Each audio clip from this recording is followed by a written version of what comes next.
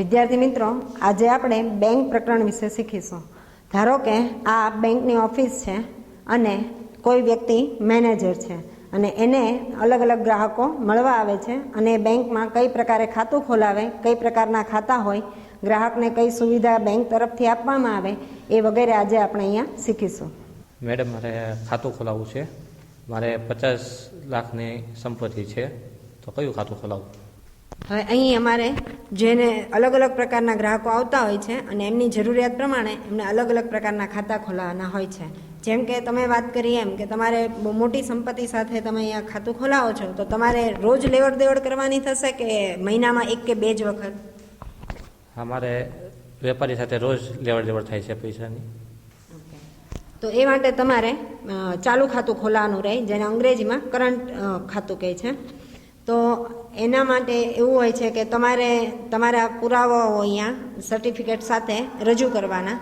તો અહીંયાથી જે એક ફોર્મ આપવામાં આવશે એમાં તમારે તમારી વિગતો ભરી દેવાની રહેશે અને પુરાવાઓમાં તમારો આઈડી કાર્ડ હોય એ, અને ઘરનું રહેઠાણનું પણ ચાલે. જેમ કે આપણા ઘરે બિલ આવતું હોય, વીજળીનું બિલ છે કે ટેલિફોન બિલ હોય, એ તમે રજૂ કરી શકો.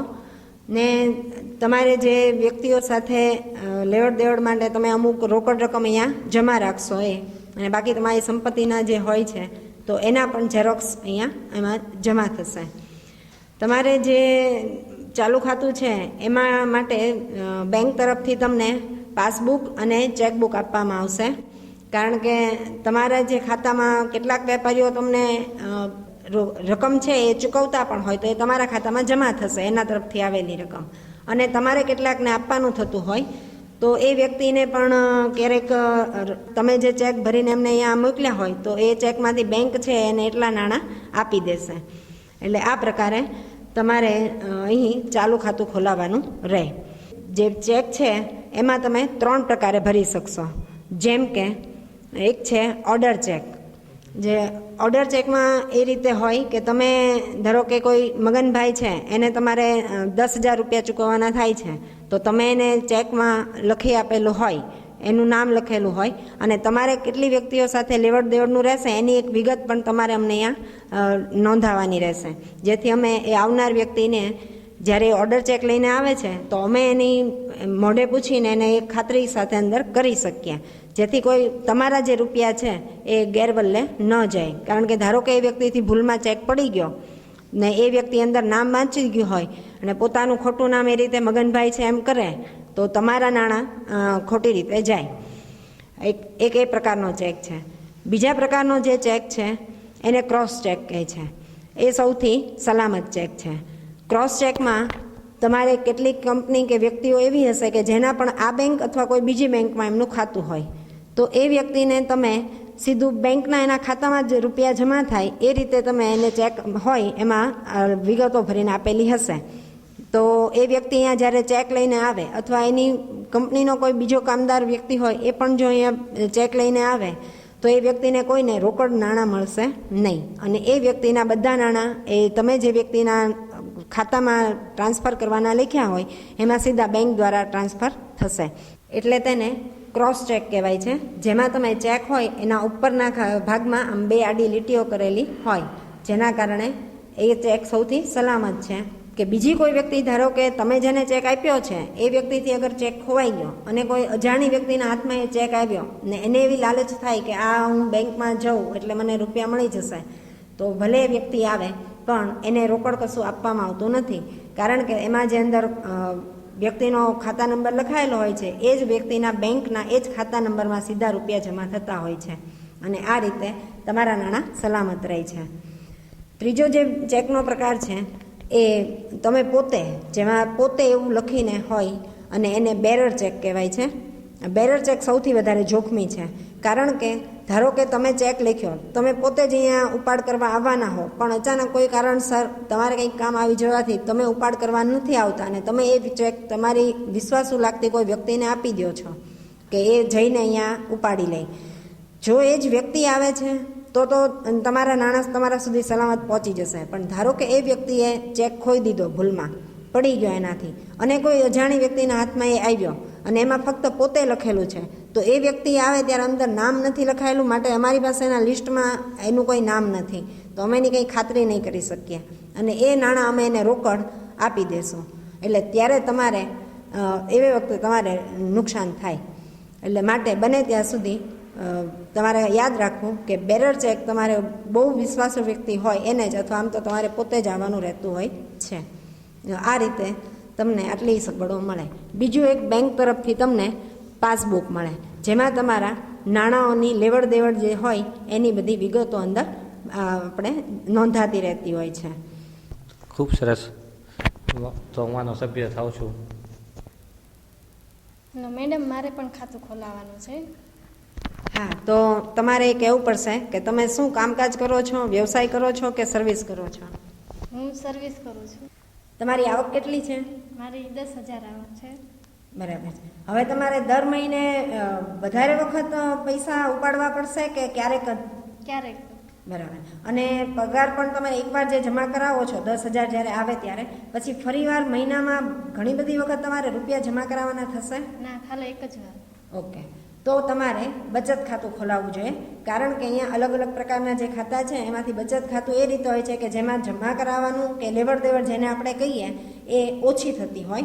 જેમ કે તમે મહિને એક વખત તમારો પગાર આવે છે એ જમા કરાવો, પછી તમારે રોજ રોજ કંઈ જમા કરાવવાના હોય નહીં, અને તમારે તમારા જે ખર્ચ હોય છે ઘર ખર્ચ એની માટે તમે દર એક સાથે પણ ધારો કે પગારમાંથી તમારે 8,000 ધારો કે જોઈતા હોય તો તમે એક વખત આવીને ઉપાડો તો પણ તમને બેંક સગવડ આપશે.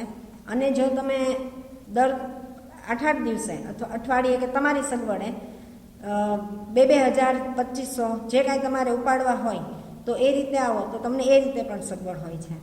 બીજું તમને અહીંયા બેંક તરફથી ફોર્મ આપવામાં આવશે, એમાં તમારે તમારી વિગતો પુરાવાઓ આપવાના રહેશે, જેમ કે તમારું લાઇસન્સ કોઈ હોય, તમારો ઓળખપત્રનો જે કાર્ડ હોય, આઈડી કાર્ડ જેને આપણે કહીએ, તમારો રહેઠાણનો વીજળી બિલ અથવા ટેલિફોન બિલ હોય એની ઝેરોક્સ આપવાની રહે, અને તમારી પગારની જે પાવતી કે જે આપવામાં આવતું હોય તમને એ એક એની ઝેરોક્સ નકલ, આટલું તમારે અહીં આપવાનું રહે. તમને અહીંથી જે સગવડો મળે એમાં બેંક તરફથી પાસબુક આપવામાં આવે, અને તમારે બહુ ચેકની જરૂર નહીં પડે, છતાં પણ તમને ચેકની સુવિધા સાથે ખાતાની સાથે જ આપવામાં આવે, જેથી જો તમે ધારો કે દર અઠવાડિયે 2,000 ઉપાડવા હોય તો તમારે ચેકમાં જ તમારી વિગતો ભરી અને તમારે પોતે અહીં આવી ચેક રજૂ કરી અને લઈ શકો. અથવા અહીંયા બેંકમાં ઉપાડ ચિઠ્ઠી પણ હોય છે, તો તમે ઉપાડ ચિઠ્ઠીમાં તમારી વિગતો ભરી અને તમે બેંકમાંથી તમારા નાણાં ઉપાડી શકો. હા, તો મારે અહીંયા બચત ખાતું ખોલાવવું છે, મારે અહીંયા સભ્ય રહેવું છે. ભલે. ચાલો મેમ, મારે એક ખાતું ખોલાવવું છે, એના માટે શું જરૂર પડે? ઓકે. પહેલાં તમારે મને કેટલીક વિગતો આપવી પડશે.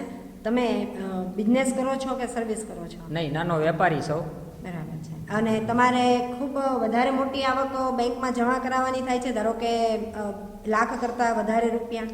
ના ના, મારે પાસે જે રોજબરોજનો વેપારનો ખર્ચ ઘર ખર્ચમાંથી નીકળી જાય છે, પરંતુ જે મારી પાસે ઘરની સંપત્તિ છે એના 40,000 રૂપિયા મારી પાસે પડ્યા છે, એ સુરક્ષિત હું મેકવા માંગુ છું, તો એના માટે.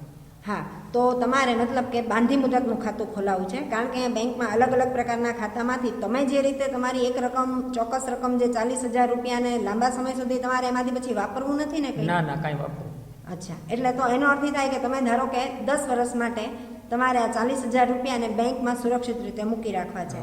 Very good. તો એના માટે બેંક તમને અમુક જ્યારે તમે પરત લેશો ત્યારે એના ઉપર જે ચોક્કસ વ્યાજ હોય એ વ્યાજના દર પ્રમાણે તમને વધારાનું વ્યાજ પણ મળશે, અને તમારા એટલા વર્ષ સુધી તમારે એ રૂપિયામાંથી તમે કશું ઉપાડી શકશો નહીં. અને આને બાંધી મુદતના ખાતું જે છે એનો વ્યાજનો દર પણ ફિક્સ હોય છે. અને આ રીતે આની સાથે તમને બીજી વધારાની કોઈ સગવડો, ફક્ત પાસબુકની સગવડ મળશે, પણ ચેક વગેરે તમારા ખાતામાં જરૂરી નથી, માટે તમને ચેકની સગવડ આપવામાં આવશે નહીં. કારણ કે ચેકની સગવડ એટલા માટે નહીં કે તમે એકવાર 10 વર્ષ માટે ફિક્સ વર્ષ માટે મૂકો છો, એટલા માટે તમારે વચ્ચે ક્યારેય ઉપાડ કરવાનો આવશે નહીં. હા, તમે વચ્ચે કોઈ વધારાની રકમ જમા કરાવવાના છો? ના ના, એક જ વખત ફિક્સ મેકવાના છે. ઓકે. હા, તો પછી એટલા માટે તમારે જમા પણ કરવાના નહીં થાય, ઉપાડ પણ કરવાના નહીં થાય, એટલે તમને બેંક તરફથી ફક્ત કોઈ ચેકની સગવડ જે છે એવી કોઈ એક સગવડ મળશે નહીં. બાકીની બધી તમે અહીંયા સભ્યત્વ તો પણ ગણાશો અને તમારે તમારા જે ફોર્મ ભરો એની સાથે ઘરનો રહેઠાણનો પુરાવો, આ પાસપોર્ટ સાઇઝના આપણા ફોટા અને તમારું આ રીતે કાર્ડ વગેરે રજૂ કરવાનું અને એની ઝેરોક્સ અહીંયા કાયમ માટે તમારી ફાઇલ બનશે એમાં જમા કરાવવાના રહે છે. ઓકે, તો હું સભ્ય બનવા માંગુ છું બેંકનો. ભલે આપણી વચ્ચે. હા, નમસ્તે બેન. હું એક સંસ્થામાં નોકરી કરું છું. મારો પગાર 7,000 જેવું છે ને મારે ઘર ખર્ચ કાઢતા 4,000 જેવો ઘર ખર્ચ થાય છે અને 2,000 રૂપિયાની બચત થાય. અને મારે એવો વિચાર છે કે મારે રિકરિંગ જમા ખાતું ખોલાવવું છે. તો એના માટે કયા ડોક્યુમેન્ટ જોઈશે, એના માટે શું કરવું જોઈએ અને કેટલા ટકા મને વ્યાજનો દર મળે એને વિશેની મને થોડીક માહિતી આપશો. Very good. તમે જે વાત કરો છો કે તમારી જે આવક છે એમાંથી દર મહિને તમારે 2,000 રૂપિયા બચત થાય જ છે અને એ બચત તમારે ઘરમાં ન સાચવી રાખતા બેંકમાં સાચવો એ વધારે સારું છે. કારણ કે ઘરે તમે સચવાય એના ઉપર તમને કોઈ વ્યાજ નથી મળતું હતું, પણ જો તમે આજ તમારી બચતની રકમ બેંકમાં જમા કરાવો તો તમને એના ઉપર 4% દરે વ્યાજ મળતું હોય છે. ધારો કે રિકરિંગ જમા ખાતું જે છે એના ઉપર 2.5% વ્યાજનો દર છે. એટલે હવે જે વ્યાજનો દર 2.5% હોય છે એના આધારે તમે જે 2,000 રૂપિયા મૂકવાના છો એનું દર મહિને તમને 50 રૂપિયા વ્યાજ મળે. એટલે આ જો તમે 2,000 રૂપિયા ઘરમાં રાખો તો 50 રૂપિયા ન મળે, જ્યારે બેંકમાં મૂકવાનો આ એક સગવડ છે. બીજી એ કે તમે ઘરે કદાચ બીક રહે ક્યાંય બહાર જાઓ તો અહીં બેંકમાં એ હંમેશા સલામત રહે. એટલે આને તમારે તમે જે કેમ કીધું એ પ્રમાણે આને રિકરિંગ જમા ખાતું કહેવાય છે, જેમાં મુદત પણ ફિક્સ હોય. એટલે કે મહિને 1 મહિના માટે તમે દર મહિને 2,000 રૂપિયા મૂકવાના છો, એ રકમ પણ ફિક્સ હોય છે. એટલે આ રીતે તમને બેંક આવી સગવડ આપે છે. આની સાથે તમે જ્યારે ખાતું ખોલાવો ત્યારે તમારે જે ફોર્મ ભરવાનું હોય એમાં તમારું નામ, બધી વિગતો વગેરે ભરવાનું હોય. એની સાથે તમારે પુરાવામાં તમારું કોઈ પણ આઈડેન્ટિટી કાર્ડ, ઓળખનો નમૂનો અથવા ઘરે જે આપણો રહેઠાણનો પુરાવો હોય એમાં આપણું વીજળી બિલ અથવા ટેલિફોન બિલ એની ઝેરોક્સ આપવાની રહેતી હોય છે. અને આ રીતે તમે એના સભ્ય થઈ જશો. અને તમે જેટલા સમય સુધી એમને એમ ખાતું ચાલુ રાખવા માગશો ત્યાં સુધી બેંક તમને એ સગવડ આપશે. ધારો કે તમને 3 વર્ષ પછી ઈચ્છા થઈ કે હવે મારે બચત થતી નથી ને મારે આ ખાતું બંધ કરાવી દેવું છે, તો એ સમયે તમને તમારી મૂળ રકમ એની સાથે એના ઉપર જે વ્યાજ થયું હોય એટલું થઈને તમને કુલ રકમ વરત આપી અને તમારું અહીંયા બેંકમાં ખાતું બંધ થઈ જશે. મારે બેન લોન લેવી છે તો એના માટેની વિગત મને આપશો? હા, જો અહીં બેંક જે છે એ તમારા નાણાં સાચે એની સાથે સાથે લોનની સગવડ પણ આપતી હોય છે. લોનની સગવડમાં એવું હોય છે કે ધારો કે કેટલાક ખેડૂતો હોય તો એને ટ્રેક્ટર ખરીદવું હોય તો પોતાની પાસે શરૂઆતમાં ક્યારેય આટલી મોટી મૂડી હોતી નથી, તો બેંક એને લોન અમારા તરફથી આપતી હોય છે કે જેમાં ધારો કે 50,000 રૂપિયા પહેલાં માગે છે તો એને બેંક 50,000 રૂપિયા આપે છે. એની સામે એનો હપ્તો નક્કી કરવામાં આવે છે. હપ્તો એટલે એવી રકમ કે જેમાં વેપારી એટલે કે એ ખેડૂત એવી ખાતરી આપે કે બેન હું દર મહિને તમારી બેંકમાં મેં જે 50,000 લીધા છે એમાંથી મારે કુલ 50,000 ચૂકવવાના થાય છે, પણ હું દર મહિને 1,200 રૂપિયા ચૂકવી દઈશ. તો અહીં આપણે એ રીતે કાગળોમાં વિગત ભરાઈ જાય છે કે તમારો હપ્તો 1,200 રૂપિયા નક્કી થઈ ગયો અને એના ઉપર તમારે જે વ્યાજનો દર નક્કી હોય એટલું વ્યાજ તમારે વધારાનું દેવાનું થતું હોય છે. આ રીતે તમને લોનની સગવડ ફક્ત ખેતી માટે જ ખેડૂતને જ મળે છે એવું નથી હોતું. કેટલાક વેપારીઓ આવે છે, ધારો કે કોઈ નાનો વેપારી છે પણ એને વેપાર માટે ફરવાનું થતું હોય તો એને સ્કૂટરની જરૂર હોય તો એ વાહન માટે પણ લોન લઈ શકતા હોય છે. બીજું કેટલું બહારગામ ભણવા જાય છે વિદ્યાર્થીઓ, મેડિકલ લાઇનમાં ધારો કે કોઈ ડૉક્ટરનું ભણવા જાય છે તો એને ક્યારેક શરૂઆતમાં મોટી રકમની જરૂર હોય છે, ત્યારે એ વ્યક્તિ પણ પોતાના ખર્ચ માટે લોન લેતી હોય છે અને પછી જ્યારે એ પોતે કમાતા થાય ત્યારે અહીંયાથી આપણને બેંકને પોતાના નાણાં હપ્તા રૂપે અથવા એક સાથે પણ પરત કરતા હોય છે. ઓકે, તો હું લોન લેવા માંગુ છું અને મારા ડોક્યુમેન્ટ્સ તમારે જે જરૂર હોય એ હું રજૂ કરીશ. ભલે.